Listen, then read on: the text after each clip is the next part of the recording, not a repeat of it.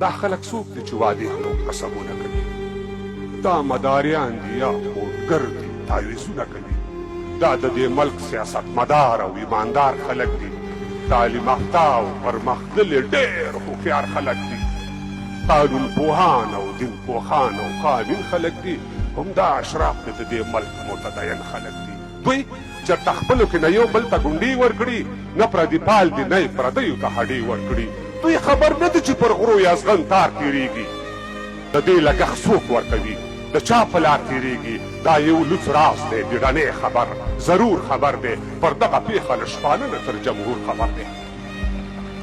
څوک به درو کاندې خیري، څوک به م په زیاړې توکي او تاریخ به ستاسې پر قبرونو باندې لاړې توکي. ما ډاروئ ما، زه پوهېږم چې خطر به وخورم، خو ما سر خوړلی دی چې سر به وخورم. خو دا سر په دومره اطاعت او ډیپلوماسۍ نه ارځي، دا ژوند په دومره سرټټۍ او چاپړوسۍ نه ارځي. نو د رزمک کوږک ترنک که دا اټک یم، زه پردي و زه له خپل پښتون نه سپک یم، زه د ورک پښتانه غږ یې ملاورک یم. تر کومه ځایه استاز، تر کومه ځایه چې خوري دې د قانون منګلې، تر هغې ځایه رشوت خوري دې د قانون منګلې. بېګا چاپه محاصره وه پلټنه کوم، یو دې په کار و ودې ووژل پوښتنه کوم، په څه دې ووژلم دا تپوس له چا نه وکړم، له امریکا حکومت طالب ته یې له ځانه وکړم. اوس هغه کونډو وګړو ته ډوډۍ پکار ده، هغه بدبختو ته ډیوه پکار کېږدی پکار ده. له واړو نه کېږي د خیر تمه بېغمه اوسئ، که راویښ نه شوئ نو د بل عذاب په تمه اوسئ. اوس که ونه ځلېدې ستوری د تاریخ نه شي، وده ولسه بیا به هېڅکله راویښ نه شي. او دا سوداګر دي، سوداګان دي د سړیو په سر، دا سراپان دي پیر او پلور که د چوکیو په سر.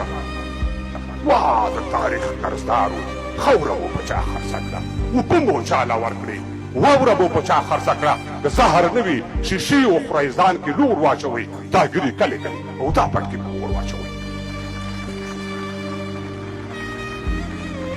داسې خلکو ته ورپاتې له بابک یم، زه پردي و زه له خپل پښتون نه سپک یم، زه د ورک پښتانه غږ یې ملاورک یم. کله راځي بیا چې راځي ثبات بیا څه ته وایي؟ زه نه پوهېږم چې سیاسي ثبات بیا څه ته وایي. د سړک منځ کې د چارواکو دیوالونه ګورئ، له بل طرفه د هېواد تنګ سړکونه ګورئ، له پنجرې اوبه خواړه خوري بند مرغان دي که نه؟ دا سیاست او سیاستوال سیاسي قایدیان دي که نه؟ بیا د جیبواک کمیسون دا املومه کې تېر شول که نه؟ پر وکیلانو د ننګوال دړکونه تېر شول که نه؟ څه نه وي څه زاړه ودي لیوان په سره کښېني، راوځي د لستوڼو پټ مهران په سره کښېني. یو د ټولنو رئیسان دومره ډېر شوي دي چې بل تنظیمي دکانداران دومره ډېر شوي دي چې دا شورا مشر، خوراک مشر، د چرګانو مشر، دا تنظیم مشر، لیوه مشر، د لیوانو مشر. دا تا په ما او ما په بل چا پسې تړلی دی ځان، دلته هر چا په یوه چا پسې تړلی دی ځان. حیران پاتې زه دې خلکو ته حق پاک یم، زه پردي و زه له خپل پښتون نه سپک یم، زه د ورک پښتانه غږ یې ملاورک یم.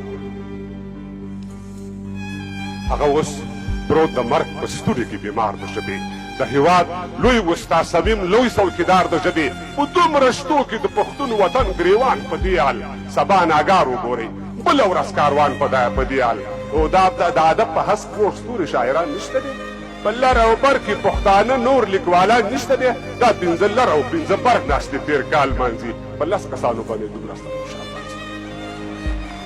د سیمینار پرېکړې تر اوسه لا مربوس پاتې دي، د باچاخان هډوکي بر د خوشحال کوس پاتې دي.